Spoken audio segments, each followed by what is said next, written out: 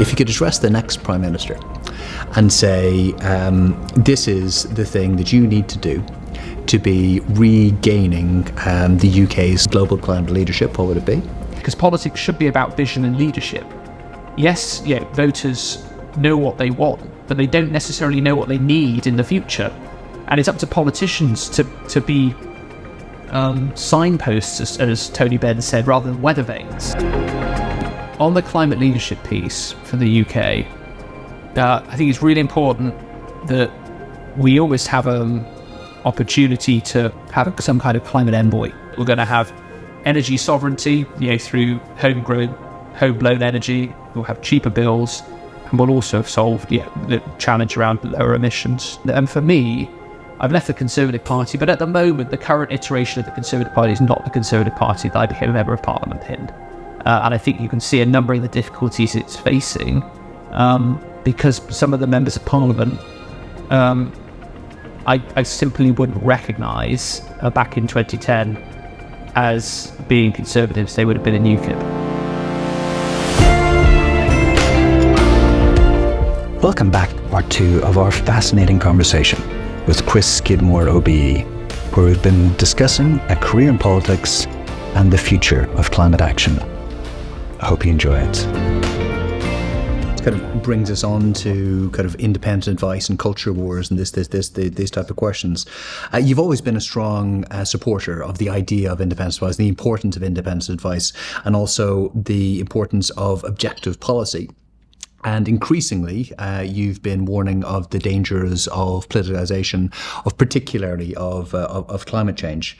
So, a big obvious example from recent history is the Climate Changes Committee saying we need to be doubling down our decarbonisation efforts now. We're going to miss our targets, and then Central Office Conservative Party and Rishi Sunak himself coming out and essentially rubbishing that and saying we're going to be living. Paraphrased slightly, but we'll all be living in caves, and that type of narrative going along beside it. How do we protect the value of independent advice in politics today?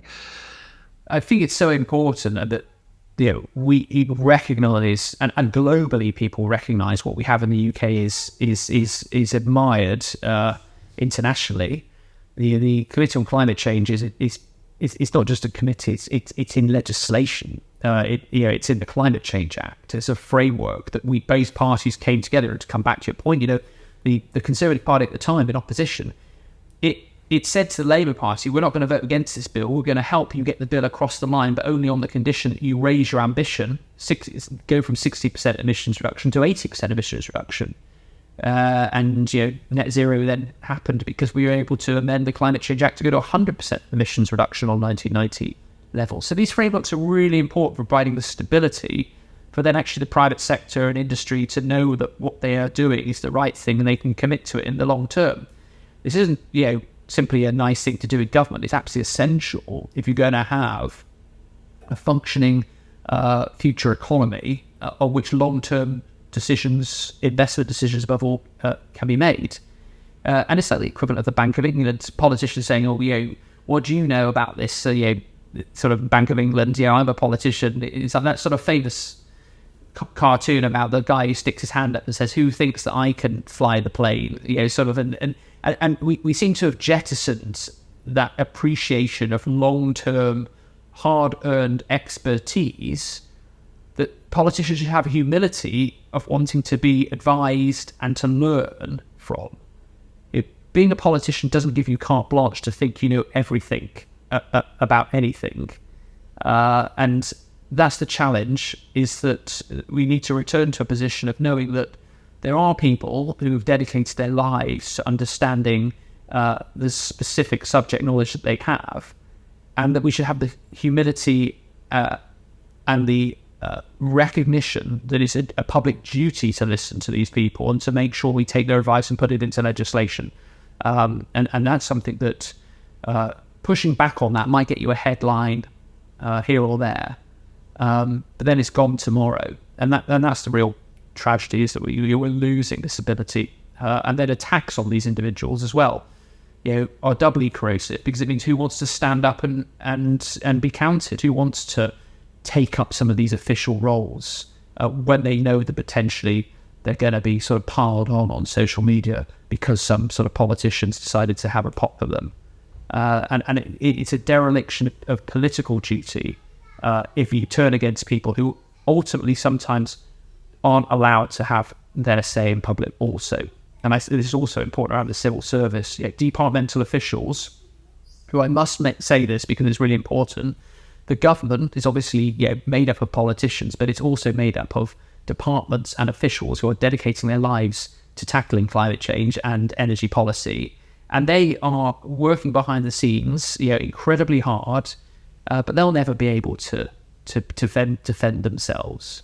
So you've got a responsibility as a politician, I think, to choose your words carefully and make sure that you use your public position, the platform that you've been given, which is a huge privilege, to be able to argue a case in a way that means that you're not sort of leaning into verbal attacks, and that you play the ball and not the man. And I think sometimes that's the challenge, is that we've seen people attack processes, attack people, rather than focusing on the policy at hand.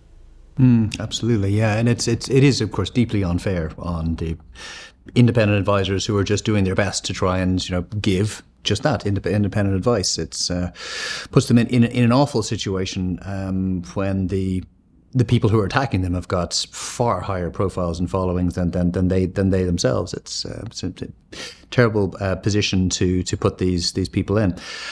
But it is unfortunately, it's very symptomatic of the culture war issues around this, and this being a green wedge strategy. Do you think that trying to make green issues a wedge issue, it will ultimately be successful? Can it be successful? So I'm in two minds again about this, because on the one hand, there are those people who are, it's important to recognise whole of society aspects to tackling climate change needs a just transition. We need to take everyone with us. That includes people who are fearful of change, who are hostile to change.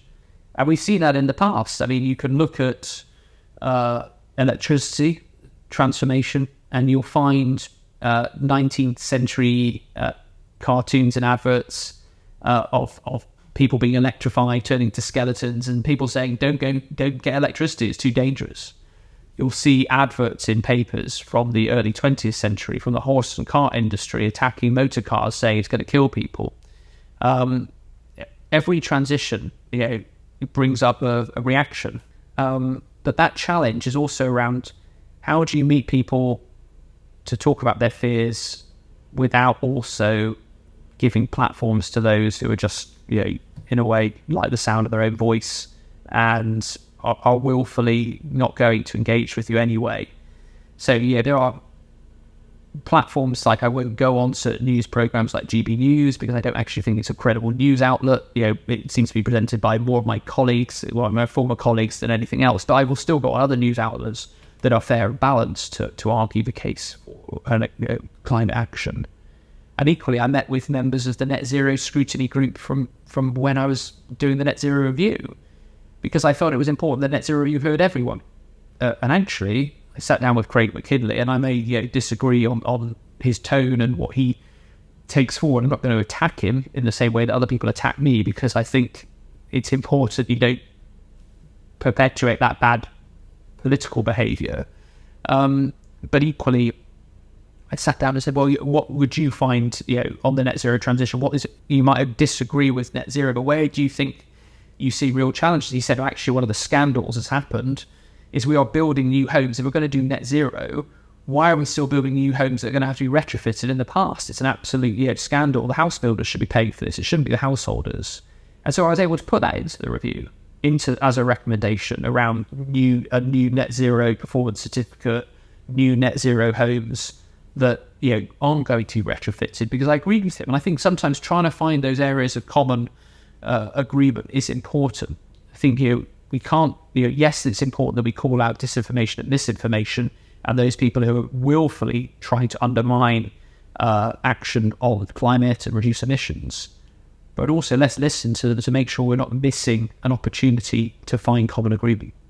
Well, that's really interesting. So, even amidst the net zero scrutiny group, who are some of the more vocal members of the groups who push back against climate action, you can still find common ground. Is there more of a willingness to get things done within Westminster? So, I personally would say, Westminster is one part of the equation. But there is limited legislative time sometimes in Westminster. And how can we enable the transition, even sometimes with the regulation, the legislation that we have now? And that isn't necessarily a Westminster challenge. And what I've tried to say in the Net Zero Review, what I've tried to do outside of the Net Zero Review since it was published, is to say, actually, we have the opportunity to work with other tiers of government that are actually going to be the ones who are delivering on the ground. So I published a report with the Tees Valley Mayor, Ben Houchin, called The Future is Local, which is all around actually we need to devolve more powers to the mayors, to local authorities to get on with the job. Obviously, at the moment, they're stymied by planning processes that are not fit for a net zero purpose. They don't have the ability to invest. The more we can get stuff away from Westminster, the more successful we're going to be on delivering the net zero transition, because actually the mayors, whether they're Conservative or Labour, all understand this is a huge regeneration opportunity to bring jobs and growth to their regions. They're real champions for net zero. So I don't think that necessarily Westminster politicians, they're behind the curve, are necessarily that important at this moment in time. I've left Westminster. I got the legislation on net zero through. We've seen some significant policy shifts, not just for the worse, but also for the better on net zero. But I feel actually I'll do more outside of Parliament than when I would in it, to be honest. Interesting messaging there. Again, it kind of reminds me of when Donald Trump became president and walked out of the Paris Agreement. But a lot of the states, the individual, the cities, the mayors, and the local governments across the US states doubled down on climate action and made some real progress. And in a time where leadership from the very top, from the White House, was not there on climate action, progress was still made. But also thinking about kind of Donald Trump, what's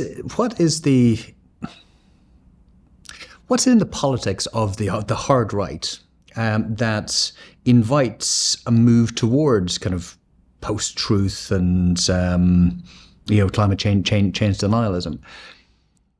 So I think one of the challenges we have is if you went back to reinvent some of the policy frameworks that are here and here to stay, obviously action on climate, action on the environment is also being sort of wrapped up in a wider ESG sort of framework, for particularly when it comes to investors and social movements outside of politics.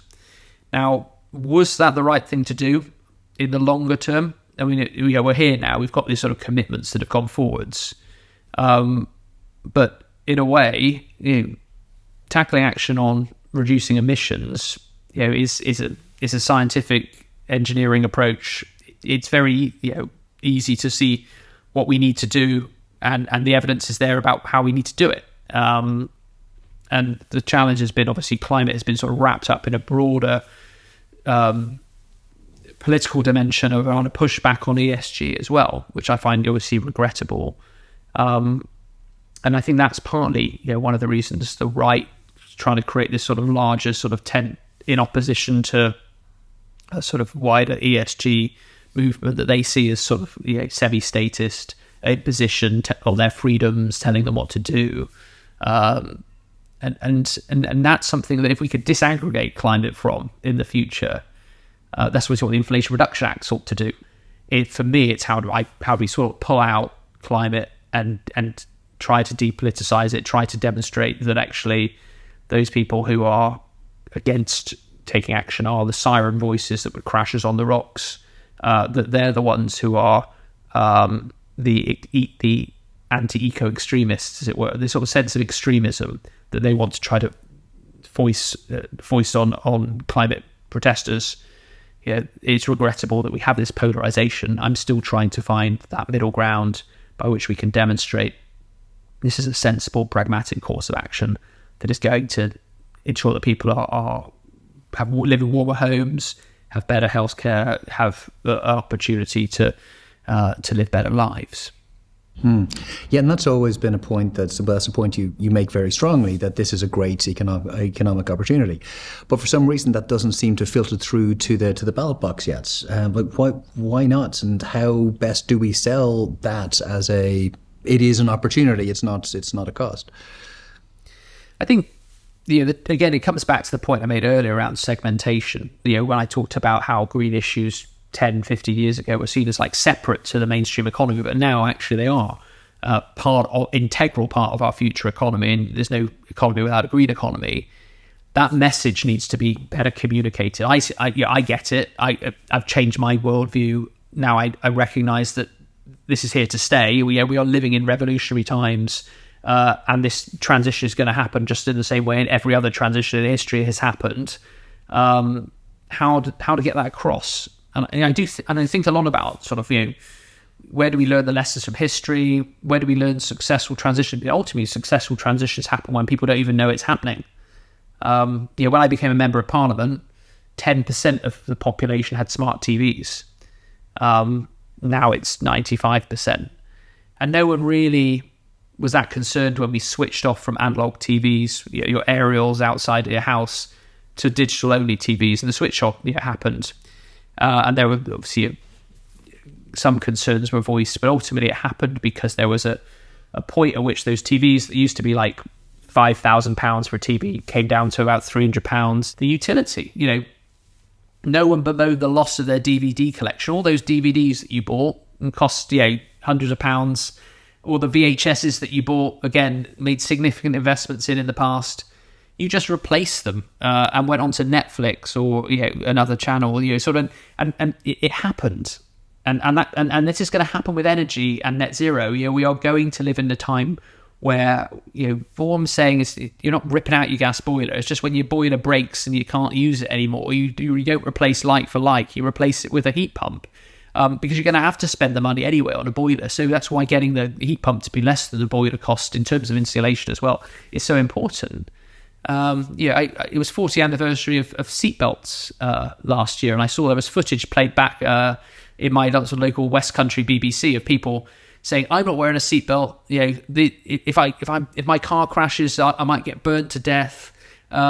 It looks alien to us, that past world, and the present we live in now will look alien to future generations once the transition takes place, and that's. But it's handling it in a way that shows to people we're not forcing people to change their lifestyles. It's simply their lifestyles will improve and get better, and they'll want to make these changes.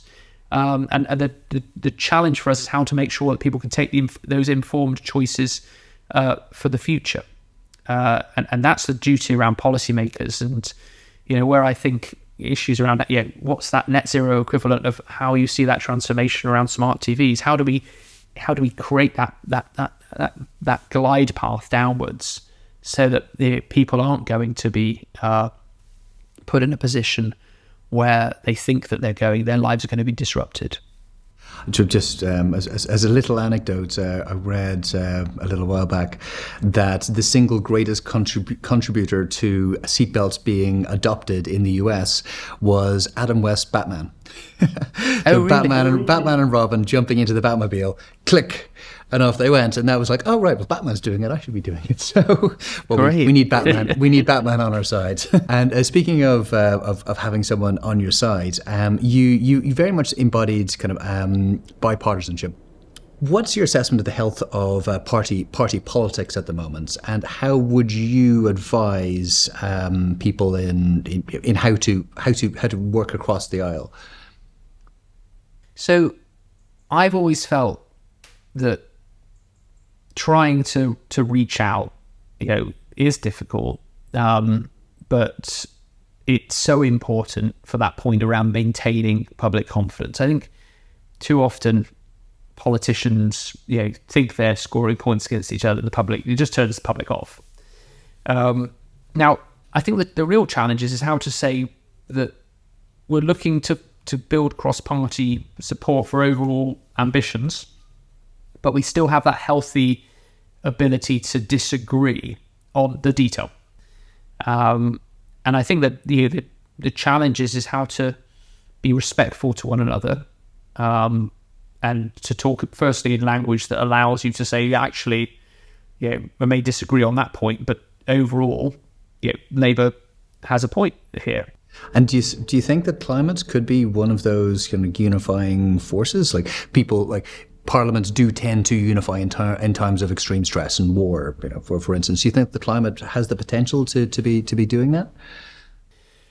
I think it is difficult. I think the challenge at the moment is when we look at now the sort of next stage, we were able to agree that we need to take action. We were able to agree that we should set ourselves an overall goal for emissions reduction. Everyone declared a climate crisis back in 2018, 2019. Now, talk is cheap, and legislation is just words on a page. We're now entering this third phase, which is we identified the problem. We eventually found consensus that climate change is an issue that needs to be solved. The second phase was, how are we going to solve it? What's the ultimate end framework we need to deliver? And that's what Paris net zero is, that second phase. We're now entering this third phase of implementation and delivery, and it is tough because it requires trade-offs, it requires compromises, it requires choices around where investment's made for the future, and ultimately it requires the challenge of not just thinking about new ideas, but accepting that the old ideas of the past need to be put to one side, and that's in itself more of a challenge. But I think if we can find consensus, it'll be around specific mission-based approaches. So that's why, to come back to the net zero review, it was called Mission Zero, because I had these 10 missions. One on grid infrastructure, one on nuclear, one on solar. Actually, the government accepted the solar recommendation, 70 gigawatts by 2035. And this is what we need to do to try to get that deployment up. And that's where I think we may not be able to agree overall, but if you can make it tangible, and coming back to the point around delivering on the ground in localities, in regions, if we can make some of these missions geographically focused as well, it gives people that sort of sense of purpose and identification that's lacking at the moment. Net zero is a very difficult concept. You can't see emissions reductions; it's invisible. So how do you get it across to people? You've got to use other vectors. We've got to use other currency, and as I said, jobs, growth, opportunity for improved quality of life, lower bills. Trying to turn the energy trilemma into a triple bonus of saying that we're going to have energy sovereignty, through homegrown energy. We'll have cheaper bills, and we'll also have solved the challenge around lower emissions. That's really important. But I think picking it off now is what we need to do in order to implement step by step the overall ambition of reducing our emissions to net zero by 2050. And do you think that this messaging has filtered through to the general public? Another way of asking that would be, do you think that this is an issue that can win or lose a seat in the shape of the overall parliament that's coming? I think it potentially will. I mean, we have a system where seats are marginal, and if you look at those marginal seats, there are, I think, 60 to 80 Conservative-held seats that have majorities of less than 3%. So that's a sort of like 3,000 votes either side. And it's just whether people think those votes would never go to the Conservatives, or whether they're Conservative votes that might come back. But ultimately, there are issues, and I think that issues around net zero, around action on climate, is a golden thread that unites both red wall constituencies and so-called blue wall constituencies facing Liberal Democrat parties. But obviously, the election is going to be fought again on economic competence. This is going to be fought on issues around the public estate and whether people feel that sort of the public realm has been kept up properly. But ultimately, I think it's better to make the case that net zero climate action is an economic opportunity. It is an opportunity to refurbish the public estate as well. It's an opportunity to improve people's households and lives, and tell it through that perspective as much as anything. What do you think about the Labour Party's U-turn on the pledge to spend 28 billion a year? You had previously been said that you were impressed with Labour's real mission on that, but since then they've about faced a bit. What's your view on it? I mean, ideally, obviously, I would have liked as much money to be spent as possible on delivering the energy transition. And the Committee on Climate Change has said by 2040, we're going to have to be spending around £50 billion a year on delivering the transition. So, money will be needed. I would say overwhelmingly that money is not necessarily taxpayers' money. It is from investment opportunities, inward investment into the UK. So let's find the money elsewhere by following the recommendations in the Net Zero Review. And that's where long-term stability of policy frameworks is more important. So that's why I still think the Labour position of having a mission-based approach to the green transformation is the right one, because it potentially creates a stable platform by which then to invest for the future.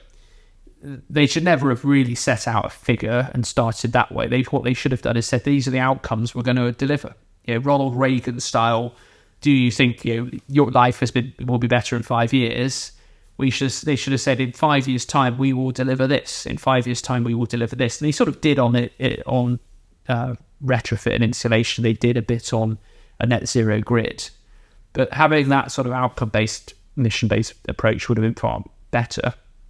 Now, I do think also it's not 100% about the money. The money is absolutely important, but it is overwhelmingly about committing beyond the cycle of a spending review to projects.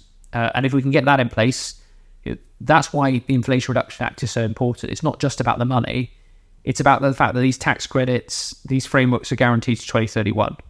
The EU Green Deal, a commitment over 10 years. Come back to this, I said this earlier in the podcast. Our hydrogen strategy at the moment is a 3-year hydrogen strategy. Germany's hydrogen strategy is a 10-year hydrogen strategy. There is a reason why governments around the world are providing stable platforms for investments, and there is a reason why that is lacking in the UK at the moment. And I fully agree. A stable platform, open the opportunities, and people will come.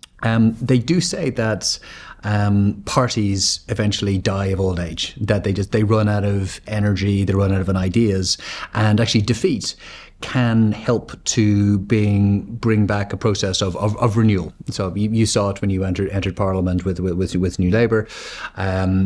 Could perhaps defeat at the next general election ultimately be good for climate politics within the Conservative Party, or is there a risk that it could kind of drive the more extreme end of the party into more prominence? And I would say that in the Conservative Party, there are many excellent members of Parliament. There are many excellent sort of behind-the-scenes policy figures. Take someone like Sam Hall, for instance, the chief executive of the Conservative Environment Network. Charlie Ogilvie, who used to work with me as an advisor, who's just sort of set up an organisation called Pathways, again, focusing on building cross-party consensus across centre-right sort of wings of various different countries that are committed to delivering on climate action. Now, these voices aren't always the voices that are the loudest, and obviously, the challenge we have in our media is that they are drawn like moths to a flame towards those loud voices that sort of say certain phrases that attract media's attention, and that there's not to say that the work isn't happening behind the scenes. So I do feel that if the Conservative Party goes into opposition, there is a challenge that it moves further rightwards. I mean, that happened in the past after they lost in 97. That tendency to try to think that, if only we'd been a bit more right-wing, we might have won the country over. seems likely to happen again, that so they won't learn the painful lessons from history. I mean, the challenge, I think, has been a lot of these new politicians that got elected in 2019, weren't around and can't see the history repeating itself. So it might be that there is a challenge that the Conservatives remain opposition, say where the Labour Party did the same, thought by being more left-wing was going to get them back into power, and that's bad for democracy, because even in opposition, you have a vital role to play to hold a government to account. And if you can't even hold yourself to account, like civil wars and fighting amongst yourselves, then that's not helping anyone. So even if the Conservative Party goes into opposition, it doesn't mean it's they've still got a duty to be the responsible opposition for the public, and that's critical as well. That's an important role to play, even if you're not in power. I think sometimes people think, once you're out of power, you could just sort of you have to fight to get back into power. Of course, you've got to fight to get back into power, but you also have that role to play in the House of Commons and on the media around on setting out an alternative platform or testing the government's policies and identifying where there are faults to that. And I hope that continues. I think the challenge also is going to be, we've got 40% of the world has elections this year. So this is I think the biggest number of elections in a single year in 2024. There are, I think, several major economies. There's 20 major economies, I think, that's got elections, of which climate policy is contentious in about a third of them, not least the States. And I think that, yes, let's focus on the UK, but I think also we'll have to wait to see what happens with the US presidential election, which could then potentially have a significant impact on then a sort of centre-right perspective on climate action that could be very worrying. You mentioned, obviously, the we're still in movement of mayors. It's how to maintain focus even at the top. People take their foot off the pedal when it comes to delivering on climate action. So you are yourself going through an enormous, transition now, complete transformation of life from the hustle and bustle of Westminster to being a professor at the University of Bath. But what you've said is you want to step up rather than step aside. You still want to make a big impact on climate. So what are your dreams for your next act? Well, I think now, as you mentioned, I'm going to be focusing solely on net zero in some form. So you mentioned I've got this sort of role at University of Bath. I'm writing several reports on net zero policy. I've got a report out on new buildings called Building the Future, which is coming out ahead of the Buildings Breakthrough Conference, the UN conference in Paris. And I'll be attending that. I'm heading up to the Convention of the North this week. Again, I'm going to go around the country meeting with various mayors ahead of the 2nd of May elections, because that's also important to recognise. It's not just about the general election, it's about these local elections, highlighting the importance of climate action to deliver on regeneration and growth opportunities in every region in the UK. And then I intend to, if I can, do more international policy work, if that's possible. I think there's an opportunity to help other countries that need support to attract investment. I'm quite interested in looking at some countries, developing countries, that are keen to transition, and how to match that up with investment from the global north and elsewhere. So I think, as you know, there's just so much to do. The challenge with net zero is picking one particular area of focus. Finding that quite difficult at the moment. Having done the net zero review, it covered all different sectors. But I'm interested in decarbonisation. I'm interested in those frameworks that might need to be sort of created for the future. I'm interested in things like Article 6 of the Paris Agreement that's not yet been fully finalised. For a wonk like me, that trying to help sort of demonstrate sort of potential for those frameworks once they are finally in operation is really important, because I genuinely believe the new markets that are emerging, these new markets around emissions reduction. So you're not going to be able to trade unless you reduce your emissions. The carbon border adjustment mechanisms that are coming in, again, will create a domino effect globally. And then we will be in a place where ultimately we'll be trading in carbon and at the same time as delivering out renewables. I think for me that there is sort of no better time to be alive if you're interested in energy and climate policy than today. I think we have a chance now in the UK to demonstrate a leadership role in a number of sectors, which then can help us deliver across the world. And for me, that's what I'd like to do, is sort of say, I've worked on UK policy, I've worked to legislate net zero for the UK. I dedicated my parliamentary career ultimately, and I sacrificed my parliamentary career ultimately for delivering net zero. I now want to try to enable that to happen in other countries and other parts of the world. Love the ambition. I think the issue will be trying to find where your particular skill sets can be making the most impact, because there's a huge amount of opportunities out there, and trying to narrow it down to what really resonates with you and to what really sings to you will be a wonderful chance to look forward to following and seeing where you do end up focusing your energies. But just so at the very end, last question, if I may, it's we always finish by asking for a little bit of advice, and I'll be slightly cheeky here and ask you for two pieces of advice. One, if you could address the next Prime Minister and say, this is the thing that you need to do to be regaining the UK's global climate leadership, what would it be?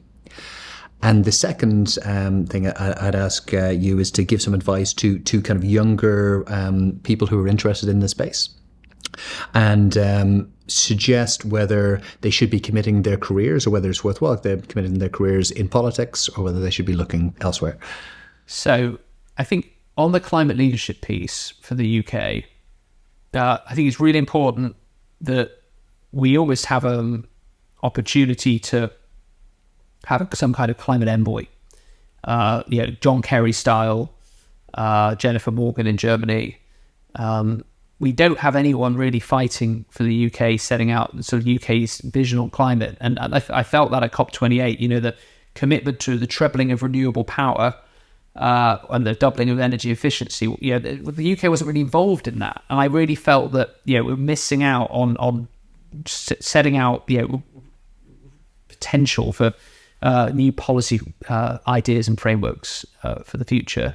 But it's not just about people. I think that if we could come back to having that moratorium on new oil and gas licenses would be really important for the future. And I think that's why I support the sort of Labour position on this, because it's so emblematic of demonstrating to other countries that we can make this transition possible in the future. But we do need to have that sort of line by which we then will move to a future world, and we're going to commit to that and show other countries how they can do it as well. I think for the younger generation, how to demonstrate what's the best impacts they can have and how they can have that sense of hope. I think a really important thing is that people don't suffer from eco-anxiety or think that we can't do it. I genuinely think that we have the ability, the ingenuity, and the capacity to achieve what we need to achieve. But obviously, we need young people, next generation, to be a part of that. Now, that could be from a sort of activist perspective, and that's important. I think probably I would say activism is best done if you can do it through the channels that's going to be most impactful for members of Parliament. Performative activism gets you coverage in the paper, but often it can backfire. It feeds this culture war. Much better to look at what is a climate project in a constituency, get an MP along, get them to back it, get their support. And so I'm saying to everyone, ahead of the general election, contact your MP, try to find a project that you can get them to support in the constituency, get them along, get a photo, because I often say in politics, nothing ever happens unless you've got a photo of it. Maybe get it as a local news story, write up a press release. Then you've got the MP committed potentially to demonstrating that this is relevant for their constituency. And then you can use that more broadly in that sort of that narrative for the future. So, all of this is about finding locally driven examples that are real, because that will have far more impact for the future. And then ultimately, I've decided to focus my career now on delivering the transition. It's whether other people increasingly want to step up and focus on the transition themselves, and seeing what opportunities there are to do that. And as you said, the opportunities are vast out there. The biggest challenge we're going to face in the UK is a skills challenge about how to train and retrain people for the jobs of the future. And so making sure that we have young people who are going to step up to that challenge is absolutely critical. Fantastic. Great answer. Thank you very much. You've been very generous with your time. Massively appreciate it. It's been a great conversation. Thank you. Thank you very much. Thank you very much for joining us on that conversation. We hope that you enjoyed it. We hope that you learned something. If you did enjoy it, please feel free to leave a 5-star review and to subscribe to any of our channels, and we'll be sure to keep you updated on future productions. These are conversations that you just can't afford to miss.